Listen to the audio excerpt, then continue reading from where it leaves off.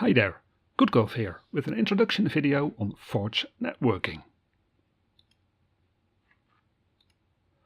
So what is actually Forge networking? Well, it's a networking kit for Unity, including a master server and a nuthole punch-through service.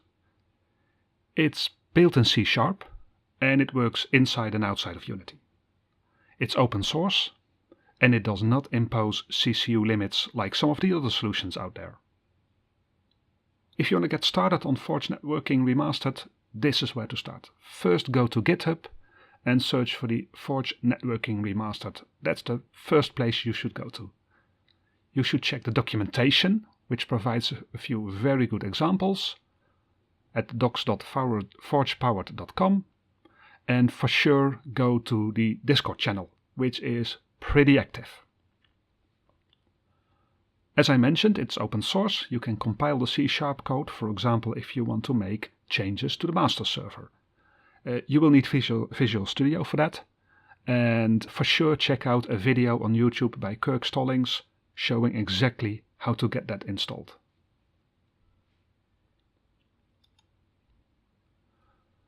How does Forge networking work? Well, the key element is the network contract wizard. It's an easy way to define fields in the class which you want to have synchronized over the network. It generates the code for you based on the selections you've made. It supports RPCs, and one of the clients is the host server.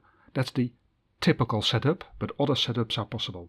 So one of the clients is the host server, is something you see, for example, with Civilization 6, where both players run the game and one of the games is actually the host. It uses the authoritative server mechanism, so all network traffic goes through the server before it's relayed to the other clients. The basic models supported by Forge are: one client is the host on the same local area network, one client is the host on the internet, which is probably not a common solution. One client is the host behind a NAT router, which is one of the most common scenarios. Clients can connect to a variety of hosts on the internet if your hosts are listed in the master server.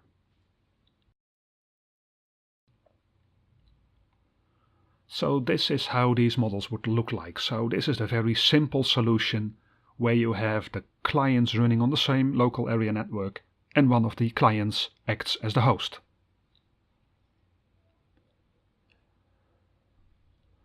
This is a model which could actually work as well with a host on the internet if you somehow have a direct internet connection, which is not a very common scenario, but then again a client could run as a host and will be easily accessible for the other clients. You could perhaps do this through setting up a DMZ in your home network. The most common scenario is this one, where one of the clients is the host and everybody accesses it to the internet through their own router. You then use the NAT punch-through service to allow access of the host through the NAT router, and the master server is there basically to list the hosts. There are other models, and you can actually make a dedicated host server which will not act as a client as well. You can let it run all the game logic, which is fairly easy to do in Forge networking. Clients then only send input to the server and render the results. So this will actually help you to prevent tampering in the game. You then have to make that host server headless, for example using the batch mode command line parameter, and run it on the internet, for example in an Azure VM or in a Amazon Web Services virtual machine. Will this actually work? Yes, it does. I will show you in the next slide. Well, you don't need to run it headless. If you really want to, you can run the host on a VM with a graphics card. However, this will be very expensive. If you want to know more, check the Cloudy Gamer Reddit for this. And this is proof that it actually works. You can run a host headless in Azure, make the connections and let the host actually do the physics we will see in the example I show later on. It is definitely an interesting option here. And this is how it looks like. You will have the host headless running on a virtual machine, on a VM in the cloud. The clients will access it through their net router to the internet, and if you have multiple hosts, you can have the master server list them, and the clients can pick which server to go to. And you could also have the master server, for example, instantiate the VMs when needed for more capacity.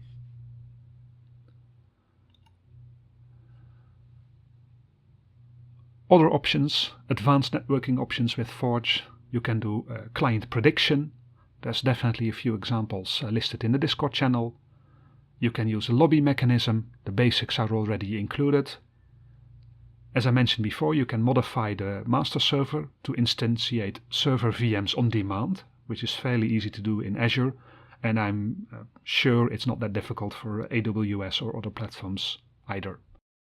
In order to make modifications to the master server, you have to, of course, install Visual Studio and compile the code after making changes.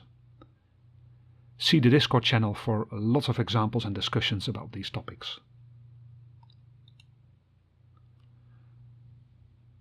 There are currently a few issues with Forge networking. I want to make you aware of that as well. If you want to combine a master server and a NAT hole punch through, well, currently both are not playing nice together. So there's a bit of an issue there. There are alternatives though. I saw that someone has already created some examples to use Steam networking, and then you don't require the NAT hole punch anymore. You will use the Steam version. Okay, let's move to the demo. So in the demo, this is what we're going to do. I created a tilted platform and a ball rolling using physics through the scene. And we want to synchronize the ball's movement with the clients.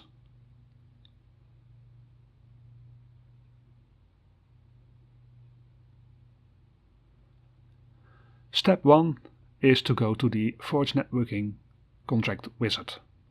And basically this is where you select the properties you want to get synced. So in this case, we first create the name for the class which we want to inherit from, and then add the fields. A position field, which will be vector3 with interpolation on, a rotation quaternion field,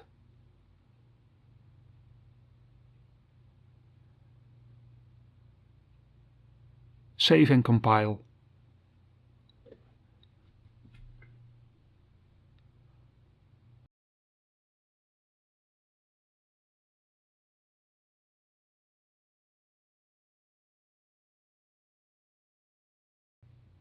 and then make a few changes to the code. This is actually copied from the example code.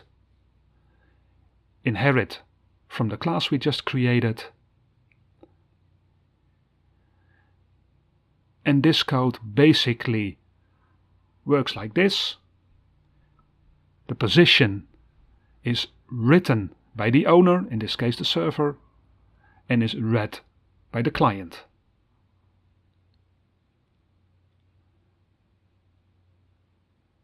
Then add the multiplayer scene. Make sure it's the first one loaded. Of course you need to add the script we just created to the sphere.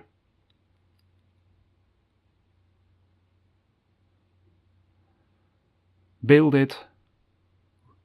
Run the executable as the host. So here you see the host already running and the physics making the ball roll.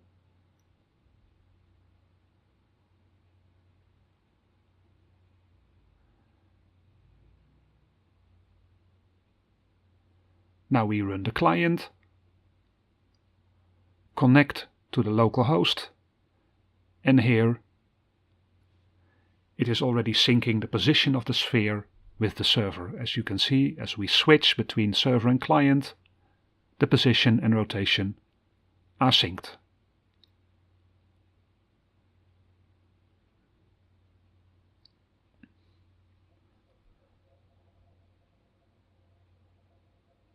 We can also run this headless, so I've added a few shortcuts with the headless parameter and auto start. This one as a host. I added some code to that. So this is the code to make it auto start as a host.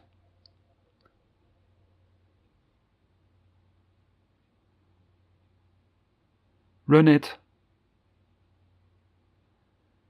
It isn't showing up because it's running headless. Now we run the client, connect locally, and here we go. It's being synced with the headless server. In this case I was running the headless server on my local PC, but I can copy this code, copy the executable to a Azure VM, and it will run very nicely, as long as you make the proper settings in Azure, which I will show in the next video. Thanks for watching. If you liked the video, please vote it up, and until next time.